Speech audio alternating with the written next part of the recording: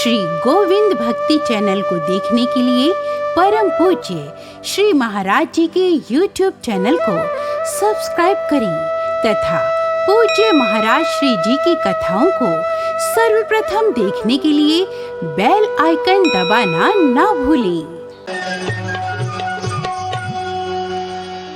बोलो नंद के लाला की जय, यशोदा मैया की जय, मैया के लाला की जय, लाला के बाबा की जय, बाबा के लाला की जय।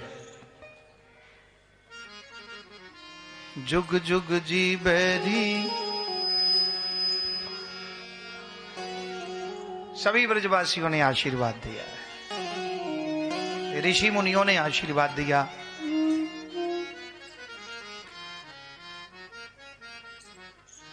मैया अत्यंत आनंदित हैं। पूर्ण ब्रह्म जगत को स्वामी सोते ने गोद खिलायो, जहां आनंद कंद ब्रज चंद्र नंद नंदन यशोदा नंदन दैत्य निकंदन राधा जीवन धन यशोदा प्राण वल्लभ प्रकट हुए हो, वहां तो आनंद ही आनंद होगा, कभी दुख हो ही नहीं सकता। और जो नंद नंदन के अंग संग रहेगा, उनके गुणानुवाद में उनके चिंतन में रहेगा, उसका चित्त विशुद्ध होगा और वो चिंतित नहीं होगा, आनंदित रहेगा। क्योंकि संसार के क्रियाकलाप, संसार के व्यवहार चिंता देते हैं और भगवत भक्ति क्रिया, भगवत भक्ति व्यवहार, भगवत भक्ति चिंतन करने से आनंद प्रदान होता है, आनंद देते। जब जब भी संसार जिसको मिला है अपूर्ण ही मिला, और जब जब भी परमात्मा जिसको मिले हैं पूर्ण ही मिले हैं। जिनको परमात्मा मिले उनको कुछ आवश्यकता नहीं, और जिनको संसार मिला उन्हें सब कुछ चाहिए, उनकी कोई आवश्यकता पूरी नहीं हुई। इसलिए संसार में पूर्णता की व्यवस्था नहीं और परमात्मा के चरणों में अपूर्णता की व्यवस्था नहीं।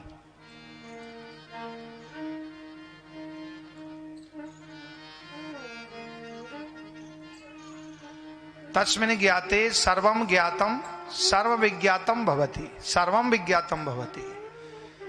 एक को जानने से सबका ज्ञान हो जाए, सब सुख मिल जाए। सब सुखों को इकट्ठा करने में सुख मिल नहीं सकते।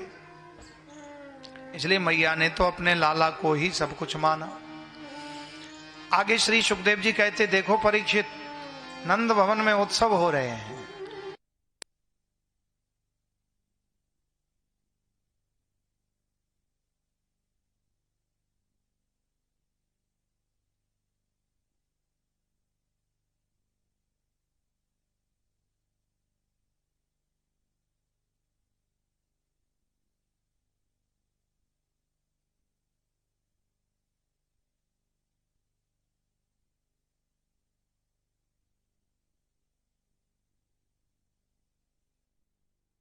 वसुदेव जी के हाथ से कन्या को छीना और उस कन्या के चरण पकड़ के ऐसे ऊपर हाथ किया और पत्थर से मारना चाहता है, तो वो कन्या ही भगवान की योग माया थी, भगवान की योग माया थी। तो वो कंस के हाथ से छूट गई और आकाश में प्रकट अष्टभुजा रूप धारण करके दुर्गा के रूप में प्रकट हो गई। बोलो दुर्गा मैया की, जगदम्बे मात की जय जय। कंस को ललकारा, रे दुष्ट कंस, तू मुझे क्या मारेगा, और तेरे को मारने वाला तो गोकुल में पैदा हो गया है। कंस भयभीत हो गया कि मैंने अपनी बहन के 6 पुत्रों को मार दिया और मेरा शत्रु भी नहीं मरा। बड़ा दुखी हो गया कंस, चिंतित हो गया, चिंता हो गई, नाना प्रकार की तकलीफ हो गई उसको, भोजन बंद हो गया, उसको ना भूख लगती है ना प्यास।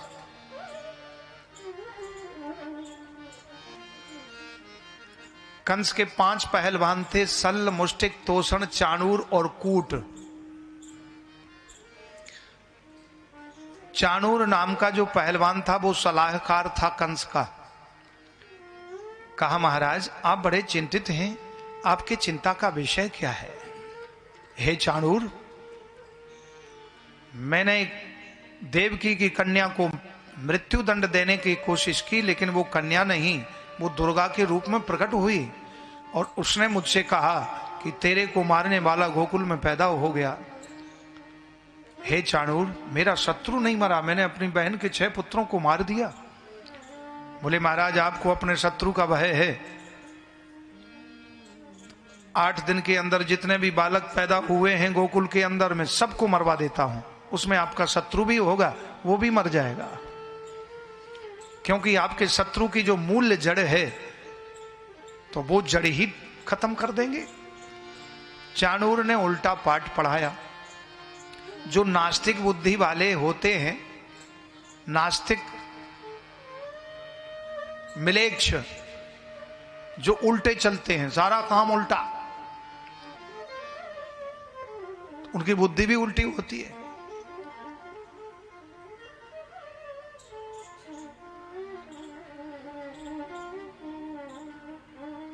उसने क्या समझाया? बोले, मूलम ही विष्णुर्देवानां यत्र धर्मः सनातनः तस्य च ब्रह्म गो विप्रा तपो यज्ञाश्च दक्षिणाः तपो यज्ञाश्च दक्षिणाः। आपके शत्रु की जड़ है यज्ञ, जप, तप, पूजा पाठ, दान, पुण्य, भक्ति, कीर्तन, कथा, ये सब बंद करा दीजिए। और जिस पेड़ की जड़ कट जाती, मूलम ही विष्णु देवानाम यत्र धर्मा सनातन, तो उसकी डालियां काटने की जरूरत नहीं, वो अपने आप ही पेड़ सूख के गिर जाता है। इस प्रकार कंस ने भयंकर अत्याचार करना प्रारंभ कर दिया। छोटे छोटे मासूम बालकों को मरवाना शुरू कर दिया। यहीं से कंस के नाश की भूमिका प्रारंभ हो गई। गौ और ब्राह्मणों पर अत्याचार करने लगा, छोटे छोटे मासूम बच्चों को मरवाने लगा, भयंकर अत्याचार किए। कंस का अंत हो गया, क्योंकि जो अपने से बड़ों को सतावे, अपने से बड़ों का अपमान करे, उसके 4 तत्व नष्ट हो जाते हैं, आयु, विद्या, यश और बल। अपने से बड़ों का जो अपमान करे, भगवान को ना माने, तो आयु क्षीण, यश क्षीण, विद्या क्षीण, विद्याहीन और बल भी खत्म हो जाता है।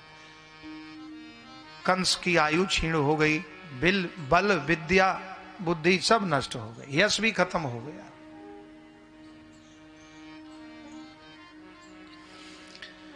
श्री सुखदेव जी कहते, हे राजन, तस्मात् सर्वात्मना राजन हरि सर्वत्र सर्वदा। वो परमात्मा सभी जगह हैं और उन परमात्मा के श्री चरणों में जो नतमस्तक होकर के और चरण कमलों में प्रीति रखता है, परमात्मा दया, कृपा, करुणा करते हैं। लेकिन कंस भगवान को कभी प्रेम भाव से नहीं बचता। तस्मात् सर्वात्मना राजन् ब्रह्मणान् ब्रह्मवादिनः तपस्विनो यज्ञशीलान् गाश्च हन्मोहविर्दुघा।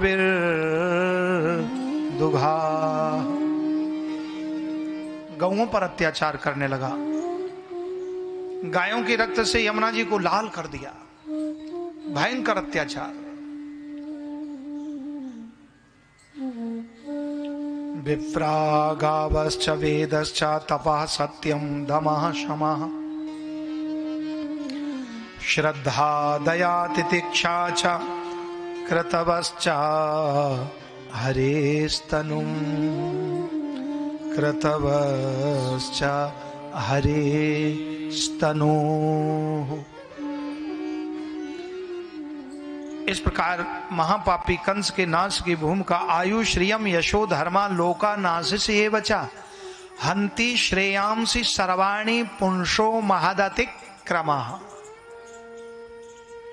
हे परीक्षित, जो अपने से बड़ों का अपमान करे, माता पिता को सतावे, कंस ने पिताजी को जेल में डाल दिया, ऋषि मुनियों को जेल में बंद कर दिया, तो बोले उस नास्तिक कंस की आयु श्रियम यशो धर्म सब नष्ट हो।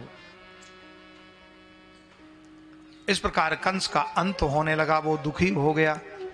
24 घंटे टेंशन में रहता है, 24 घंटे। हे परीक्षित, जो जैसा बोता है वो वैसे ही काटता है। जो अपने खेत में गेहूं बोता है तो गेहूं काटता है, सरसों बोएगा तो सरसों काटेगा, मक्का बोएगा तो मक्का काटेगा, और किसी ने बबूल बोए तो बोले बबूल काटेगा। बबूल में क्या मिलेगा? बोले कांटे। तो जैसी करनी वैसा फल, आज नहीं तो निश्चित कल। और जो जिस तरह का दूसरे को छल करता है, दुख देता है, उसको उससे सवाया सेम उसी कैटेगरी का कष्ट मिलता है, उसी तरह का, उसी तरह।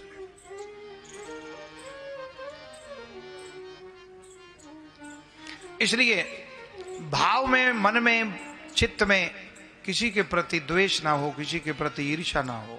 हाँ, लेकिन यदि आपको अनायास कोई आके और तुम्हारा धर्म नष्ट करे, तुम्हें सतावे, मारे, तो 1-2 बार समझाओ, और तीसरी बार ऐसे बलशाली बनो, इतनी ताकतवर कि उसको ऐसा दबाओ कि उठने की उसको फुर्सत ही ना मिले, नीचे गिर जाए। क्यों? बोले ये साधक के लिए भगवान ने कहा है, अपनी स्वयं की सुरक्षा के लिए तुमको अस्त्र शस्त्र भी उठाना शास्त्र युक्त है।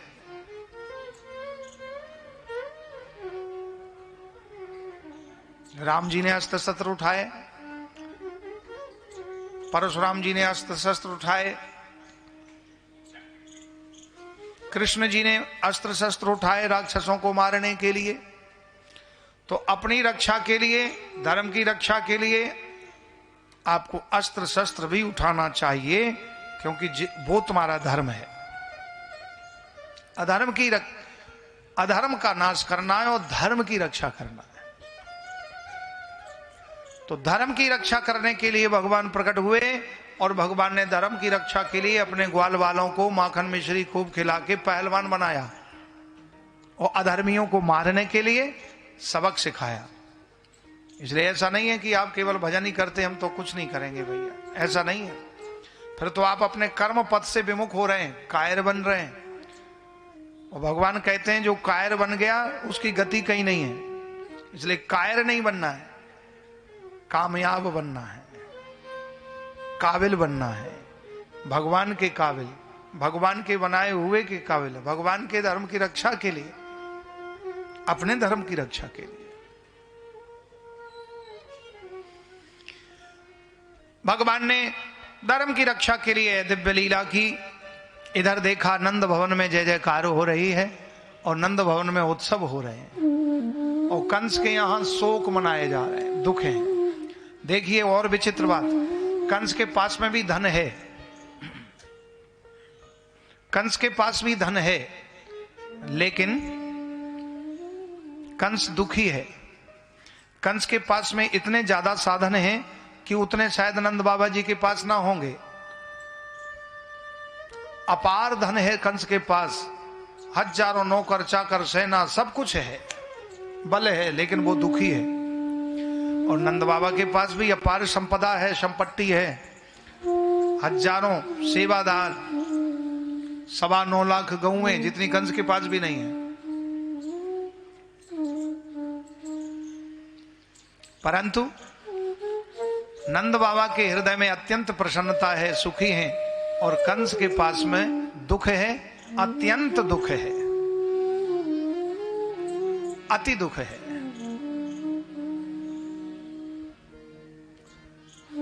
कारण कंस के पास में जो धन है, कंस ने उस धन को सता के लिया।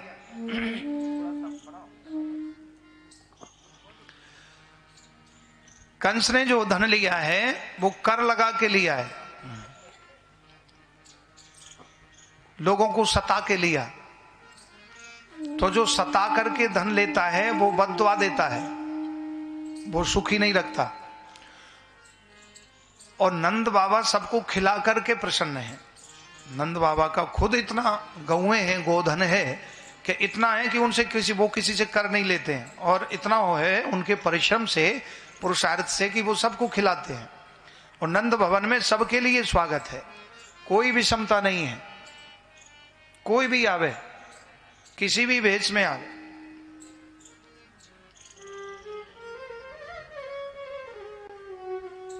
यही कारण है सुख और दुख का। एक व्यक्ति दूसरे का धन हरण करके खुश हो रहा है, और एक व्यक्ति दूसरे को धन देकर खुश हो रहा है। तो जो देकर खुश हो रहा है और खुशी दे रहा है, उसकी खुशी कभी नष्ट नहीं होती। और जो उससे लूट करके, सता करके ले रहा है, दुख दे रहा है, तो उसका दुख कभी कम नहीं होता।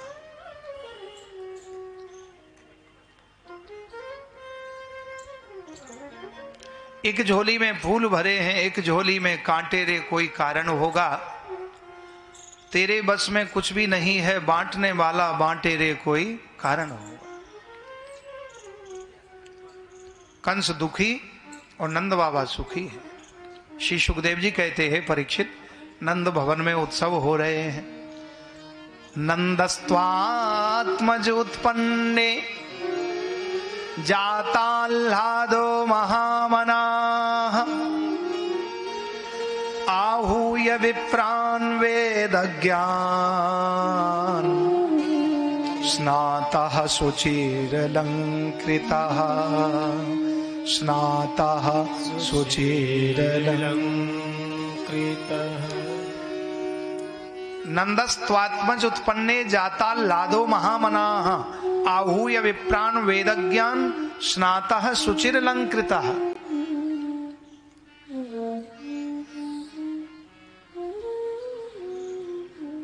बड़े बड़े वेदज्ञ ब्राह्मणों को बुलाया, बड़े बड़े ज्ञानी, तत्व ज्ञानी ऋषि मुनि आशीर्वाद देने आए नंदोत्सव में।